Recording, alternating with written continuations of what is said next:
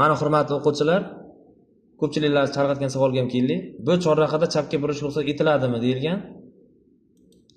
Ayrimlari taxlanadi belgilagansizlar. Aslida ruxsat etiladi. Mana shu avtomobilimiz chapga burish ruxsat etiladi.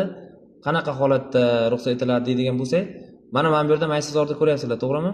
Mana shu maysazor qarama-qarshi tomonda, ya'ni yo'lning bu tomoniga ham bo'lishi mumkin. Aksincha, bitta holatda ham kelishi mumkin. Shu mana shu bitta holatda kelgan holatida ham chorrahamizni holati o'zgarib ketadi. Ya'ni kesishma bo'ladi mana shu joyda. Harakatlanish to'g'riga degan belgimiz mana shu maysazorni to'g'risigacha ta'sir qiladi. Mana shu maysazorimizdan o'tgandan keyin chapga burishga ruxsat etiladi. Bu joyimizda o'zi bitta kesishma bo'ladi.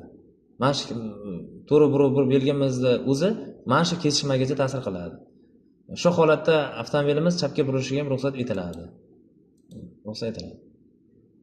Kimnidir yana qanaqadir savol qiziqtiradigan bo'lsa, kommentariy yozishingiz mumkin. Sog' bo'linglar.